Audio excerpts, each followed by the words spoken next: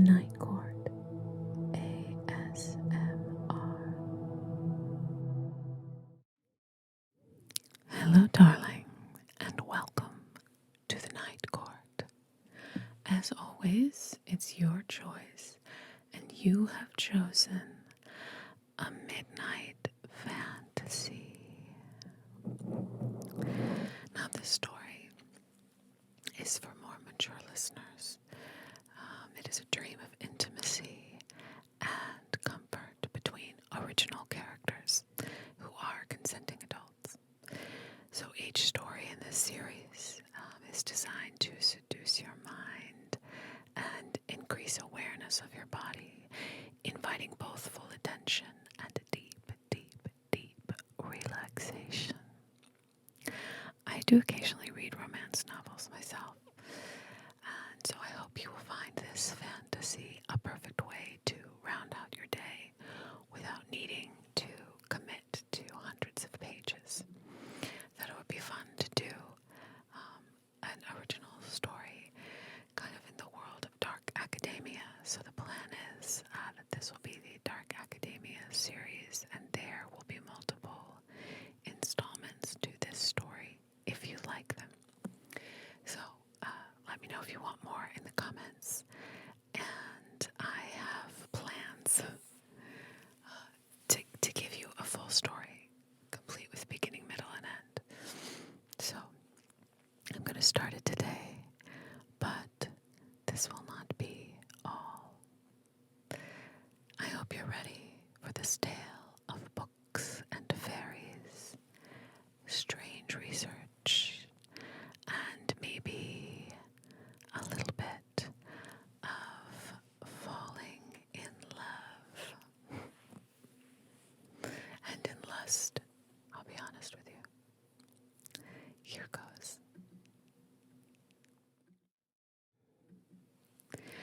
The authorization slip feels heavy in your pocket as you approach the university library's ancient stone facade, its weight seemingly increased by guilt and anticipation. Take a deep breath in.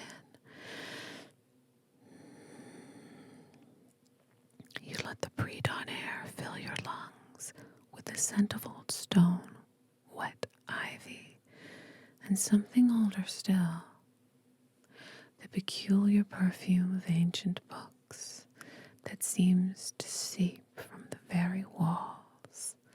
Last night's scene plays in your mind as you climb the worn steps.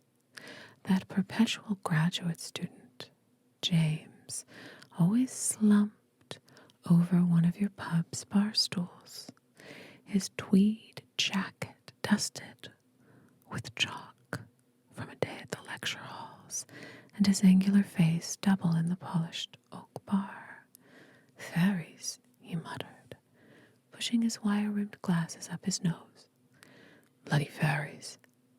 Professor Blackwood has me researching fairy rings and changeling law and the repellent uses of iron when I could be doing proper folklore work." The authorization slip had fallen from his pocket as he gestured dramatically, sliding beneath the bar like a leaf carried on an autumn wind. The massive library doors open with a gentle creak. They release a breath of air that carries centuries of scholarly pursuits in its sigh. The early hour means the vast reading room is empty.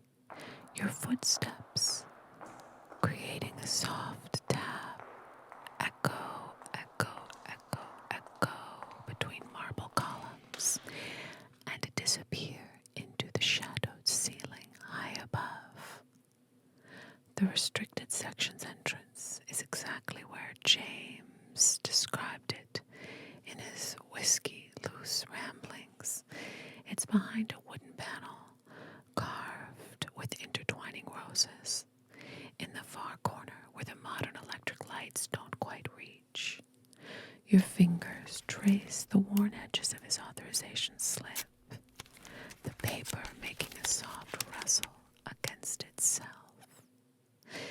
signature at the bottom. It's Professor Blackwood's spidery scrawl, and it seems to shift slightly in the dim light.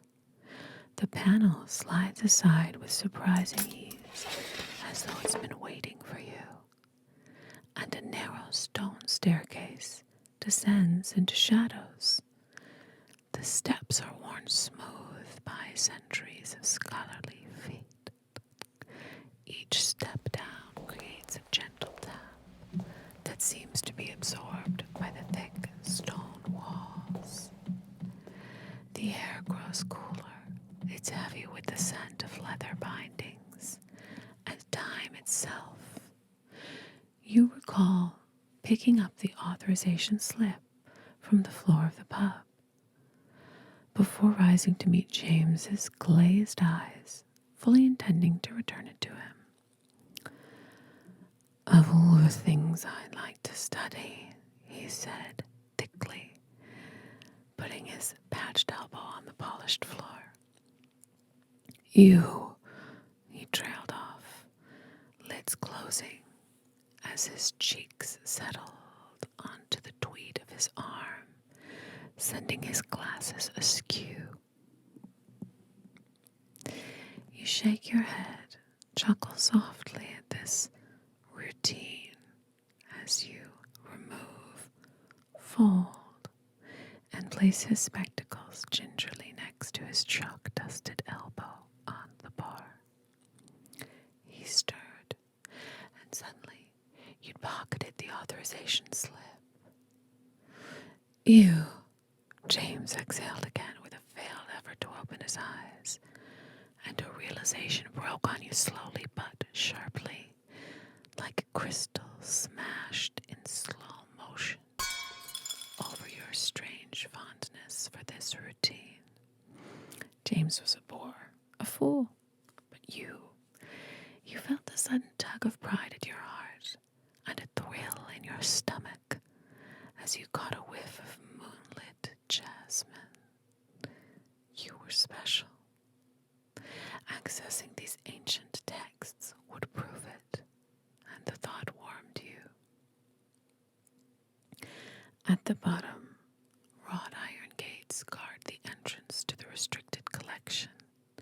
The authorization slip slides perfectly into a cold brass slot beside them, and the gates part with a musical chime.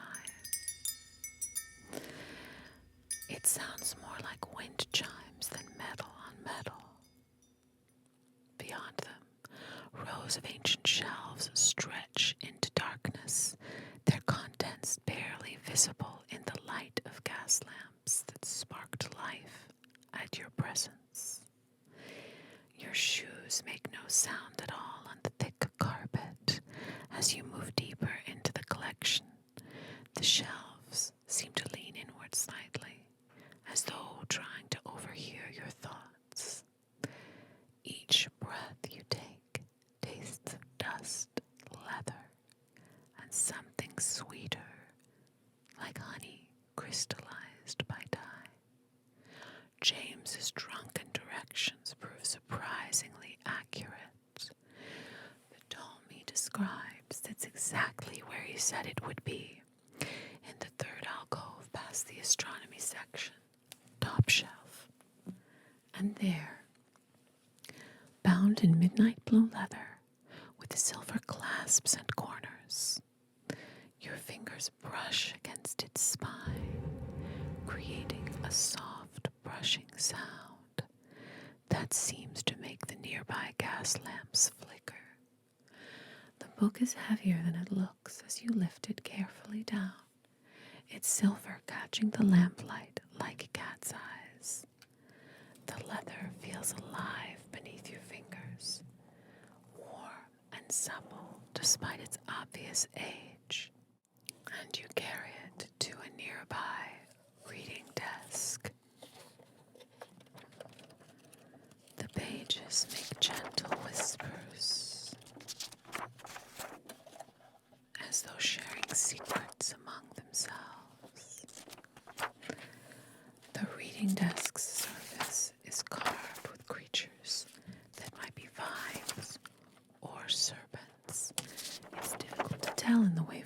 gaslight. The chair accepts your weight with a gentle creak. It's cushy, perfectly worn by generations of scholars, and the gas lamp on the desk can be adjusted with a tiny click, turn sound until its light falls perfectly on the ancient pages. The silver clasps open with twin clipping sounds. The cover lifts with surprising ease and releases a breath of air that carries the scent of summer meadows and midnight dew. The pages are made of something far finer than paper, and their surface shimmers slightly as you turn them over. The text is written in a hand so perfect that it looks like printed type, yet each letter seems to hold a tiny sparkle of light at its center. The words describe fairy rings in detail that makes your breath catch. They dance by starlight on grounds made sacred by time and intent, their feet barely touching the earth, yet leaving perfect circles in the dew. Their music, should mortal ears perceive it, carries the sound of silver bells wrapped in silk. Your eyes grow heavy as you read, each word seeming to sink directly into your mind without needing to pass through conscious thought. The gaslights create a warm pool of light that holds you in its embrace while shadows dance at the edge of your vision. Somewhere in the library far above, the clock begins to strike the hour. The next page begins with what appears to be a simple rhyme. The letters shifting slightly as your tired eyes try to focus. By starlight and dewlight and midnight sweet song, by ring time and wing time, where fair folk belong, by silver bells chiming and time flowing slow, to dreams wrapped in moonlight, we gently shall go. Your lips form the words without sound, each syllable falling into the silence like drops of honey. The gas lamps seem to dim slightly, or perhaps your eyes are simply closing of their own accord. The book's pages continue their gentle whispering beneath your fingertips as you sink deeper into the chair's embrace. The last thing you notice before sleep or something deeper claims you completely is a sound like distant silver bells and the subtle scent of summer meadows growing stronger in the ancient air.